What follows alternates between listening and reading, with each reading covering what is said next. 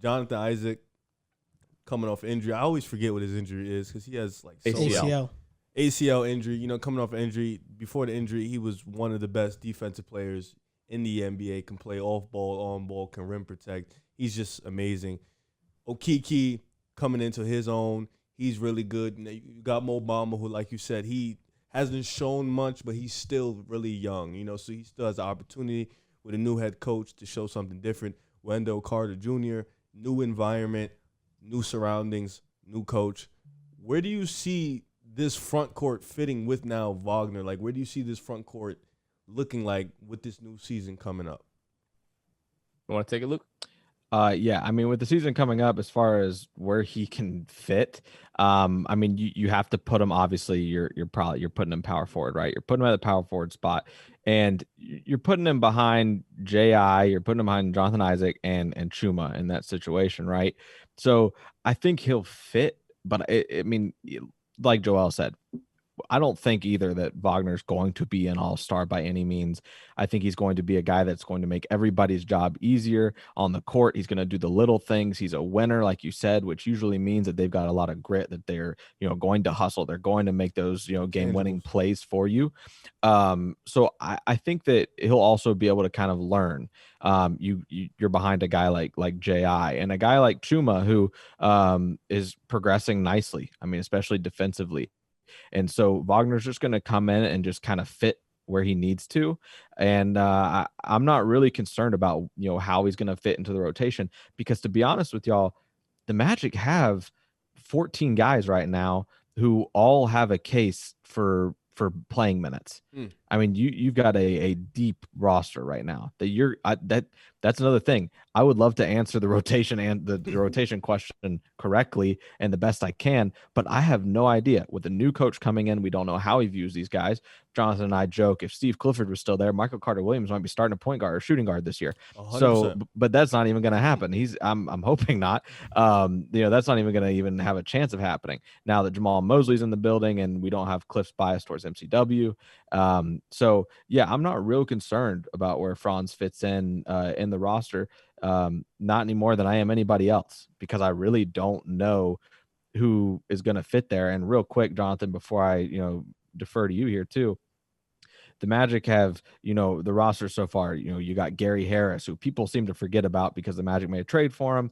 And he, struggled to stay healthy and whatnot. But Gary Harris, Markelle Fultz, Ji, Mo Bamba, WCJ, Cole, Chuma, MCW, RJ Hampton, Jalen Suggs, Franz Wagner, Mo Wagner, Robin Lopez now. Like, you've got a ton of dudes who it's just kind of like, we're not playing 13 deep, so what's going to be the move here? But Jonathan, kind of, what do you think about as far as Wagner and his fit with the rotation? Yeah, I think a lot of us expect, Chuma and Jonathan Isaac to start at the 3 and the 4 respectively.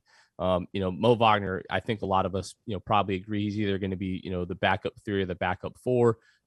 We're rumored to re-sign his older brother, Mo Wagner. It hasn't become official yet. He played a lot of, center, for the Magic, really just out of necessity.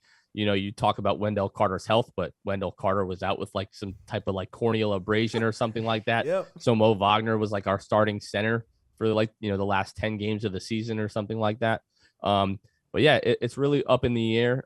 Right now, I think one of the most intriguing things going into training camp is going to be Wendell Carter versus Mo Bamba. The Action Network, there was a report like a week ago that the Magic were going to sign Wendell Carter Jr. to a $70 million extension. And Magic fans collectively went, what? Why? It's way too early to sign him to that kind of deal, especially when, a lot of us aren't ready to give up on Mo Bamba. Mo has definitely struggled. He's been given, I think, plenty of opportunity to show that he can play in this league. Has he proven it yet? I don't really know. But I think that's a guy who needed a change of scenery, really just in terms of a new head coach. And we got that. But by all accounts, he's been working his butt off this season. He flew out to Las Vegas to practice with the Summer League team, even though he wasn't going to be playing Summer League, just to get run and just to, start growing continuity with the new guys and the rookies and everything like that. So, it's going to be interesting to see what happens with Wendell Carter and Mo Bamba. If they're not signed to extensions, they'll both likely be restricted free agents next summer. And at that point, you probably have to pick one and kind of move forward. I, for one, am hoping that Mo Bamba wins that matchup. Me too. Sadly for him, his career and Shaq West's career both fell off after the Mo Bamba release. At first, the hype was crazy. Then then Shaq West fell off as an artist. Mo Bamba fell off as a player. He couldn't quite keep up that hype. But to me, I think Mo Bamba, he's the guy the Magic should be trying to groom to be the starting center for the future. I believe so as well. Definitely more fit for the NBA now with like a front court of Isaac, Kiki, and Mo Bamba. That would be like ridiculous defensively. But it's just if Mo Talk Bamba, to me, Riv. Like, I'm serious. Like the length. Like I don't even want. Just hopefully Mo Bamba wins. Can shoot too. He can stretch the floor. I just hope Mo Bamba wins. But before I defer to my friend right here, just one more question about my boy J.I. I really like him. What do you guys think? With dealing with these back-to-back season-ending injuries, is his ultimate ceiling at this point in his career? This is the thing about Jonathan Isaac, and we've had him on the show a couple of times, so I do my best, not to be biased, but we just really like the kid as a person, first of all, and just the will that kid has is something that I would not doubt. I think he's got all the physical tools to do everything that he needs to do in this league to be a really great player. If he can come back and healthy, if he's 100%, then he's a defensive player of the year candidate.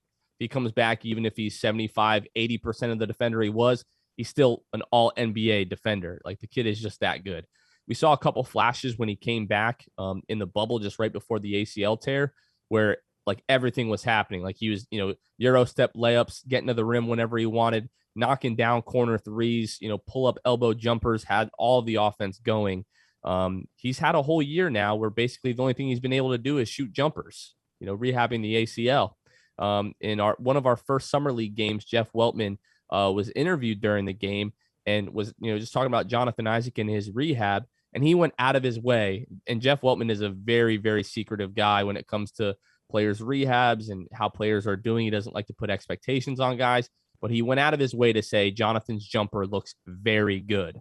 For Jeff Weltman to say that, that was kind of a big deal to Magic fans. So I think if Jonathan can come back, and I think his ceiling is like a perennial all-star, but it's all going to rely on his offensive ability. We know the defensive ability is going to be there, but if he can become like a 19, 20 point per game scorer, I think the kid's an all-star, and it's not even a question. Yeah, I mean, that just to piggyback off what Jonathan said, it's absolutely, his defense is there. We know that. We've known that. You can find, Jonathan Isaac's defensive clips, his highlights are stupid for the lack of play he's had so far in his career due to injury. If he stays healthy, man, which two injuries that have nothing to do with each other, by the way. I think that they're both freak accidents. That's what we're hoping for, and we hope that he stays healthy because we want to see what he can become. We don't need, a Grant Hill situation. A lot of Magic fans will say that. Is J.I. on the track to becoming like another Grant Hill where he's just a big what if with the organization? We hope not. And I know J.I. definitely hopes not. But, I mean, you look at, J.I.'s numbers defensively, man, like 1.6 steals a game, 2.3 blocks a game in 28 minutes in his third year is what that was, like the 2019-20 year where he played like 30 games or something like that. So, yeah, definitely could be a decoy. I don't think that that's a Magic bias by any means. He's got all the tools to be a decoy.